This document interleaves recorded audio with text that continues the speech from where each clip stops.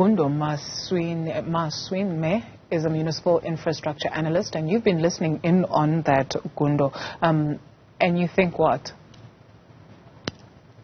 Thank you. Everything that they are saying is actually correct, but it does not inspire confidence, because the most important thing that is missing is the understanding of the science of implementation. So in many instances, the figures are there. I mean, the green drop, blue drop, comparing 2014-2023, the deterioration is staggering. In some instances, I mean, poor microbiological outcomes from 5% now going up to 46% in water systems. So that is very bad. But now, with all the discussions that are happening, which are very accurate, they are on point. No one is talking about the science of implementation, because implementation itself is a science. Is leadership a science? Because we heard that there's a lack of leadership, where you find that those who are tasked with making sure that you and I have water, a basic need, don't even drink that water.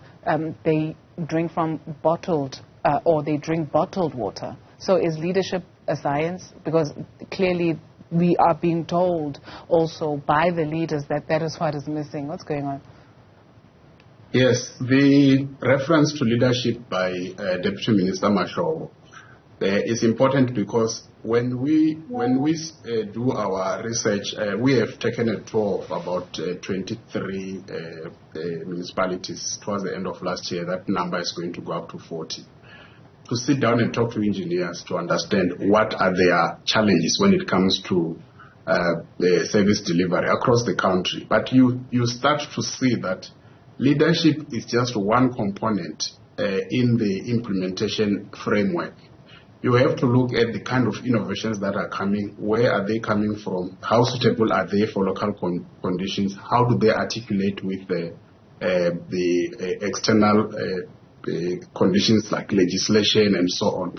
So to look at that full continuum of implementation, in which leadership is just a piece in the puzzle, I think that will be important. However, the power that politicians have in local government, also by virtue of them having numbers. So one small municipality has got a council with 30 ward councillors. And for an official, that can be overwhelming. So things like maintenance that politicians would normally not benefit from maintaining, especially underground infrastructure. The responsibility sits with an engineer who does not have the authority to determine where budgets go in many instances, because some engineers are also not assertive enough, even though they are in leadership positions. Is it then disingenuous of the Water and Sanitation Minister to say that they will be legally forced to address this issue of non-provision of quality water to South Africans? The Minister is in a very awkward position because the Public Protector, Human Rights Commission, the Auditor General, everyone who, even the courts, they actually point at the Minister. But the structure of government is in such a way that it's got three spheres, not three tiers. So the minister is not really more powerful than a mayor in a municipality. There's a limit to how far he is able to go in and intervene. So that is why his tone in the summit has been more to reprimand, to say mayors have names. Why is my name being there and not the names of the mayors? But the priorities of many mayors have got, they don't really go into water, because you are not really appreciated for refurbishing water systems. Everything is going to happen underground, and people were getting their water before, they are still getting their water now. So even though, as Minister Nkadimeng also referred to, the municipal infrastructure grant can now be used for refurbishing, but the uptake is low.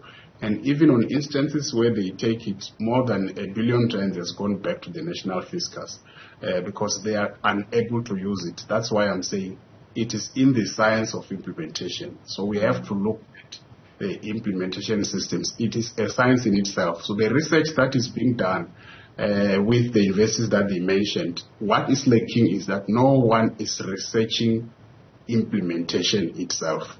So that is a multidisciplinary space which takes the science, the policy studies, the public administration, and brings everything together and says this is what we want to do and this is what the conditions are in a municipality and the external environment. So that is where the problem is, and until that is addressed, there will be another meeting, because I listened to the minister exactly a year ago, and listening to him now, I can feel his frustration is still the same. Mr. Maswime, then help us understand the science of implementation. What does it entail? So there are 5 things that you need to look at. The first is the kind of interventions that you are going to make. Are they scientifically proven that they will be able to turn the tide? That is where data comes in.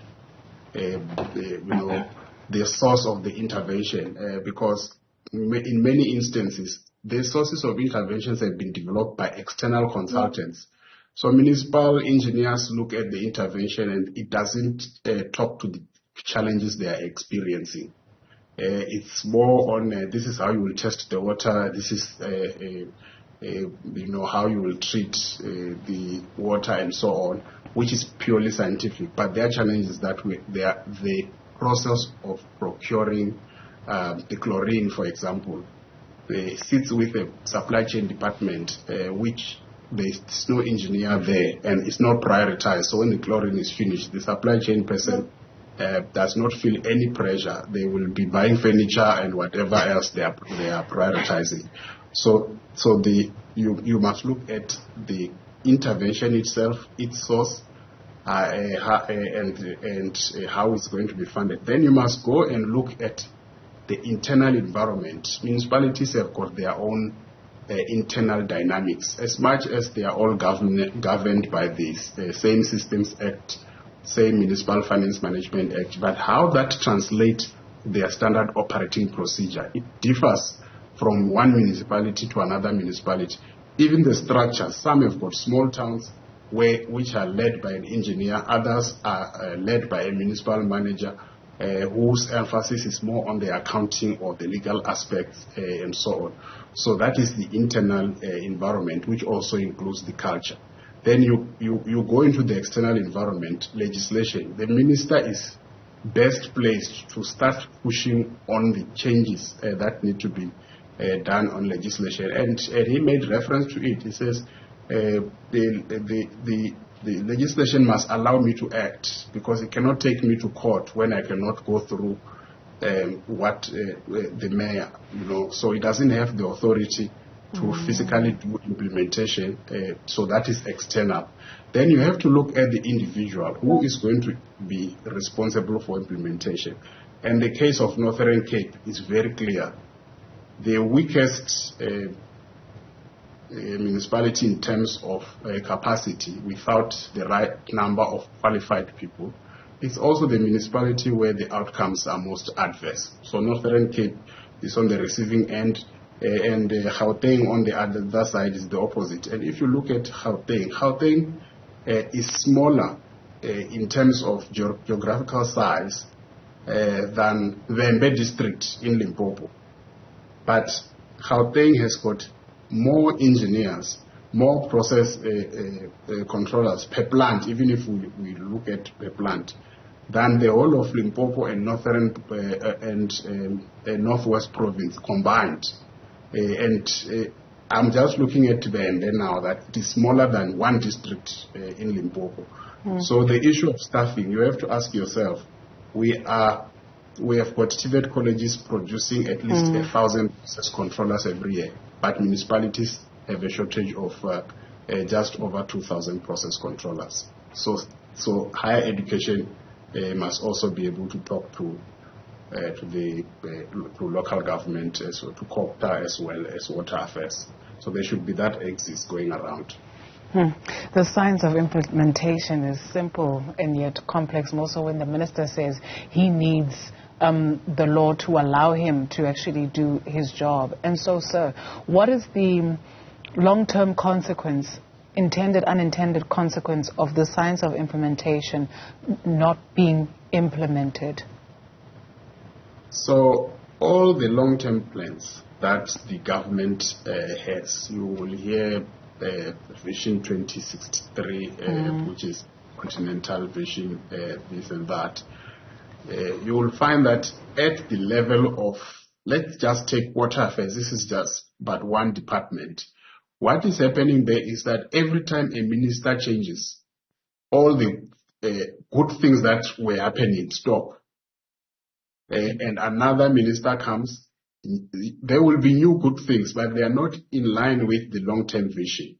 So all the strategizing, all the putting of visions together, by virtue of the fact that the minister will come with their own director general who looks at things in a particular way, we are not building consistently. So we are building this, it's half built, we decide we're actually prioritizing another building. It's still a building, and so there's just that change of priorities.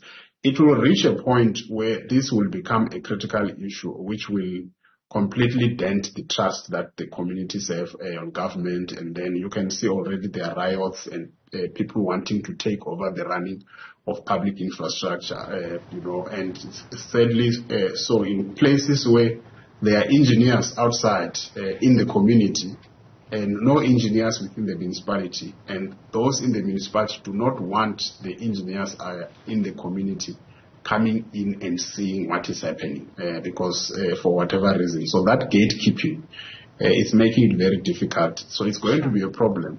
Yeah, and the history of water in this country is in such a way that it was only after our act now that we had government being almost solely responsible for water. Before, mines were very much involved. They were funding engineers to go and study bursaries and so on. The agricultural sector, farmers, they were running these water schemes and even putting their money in them. But right now that we have prioritized the household, all those sectors have moved away. And government, for the first time, with very limited capacity, is trying now to run this, and the cracks are showing everywhere. So we have to look at this comprehensive. I really wish we had more time to speak about borehole water, because people in rural areas were way ahead, I guess, of those in the urban areas where they have borehole water, and what that presents for people who are in urban areas.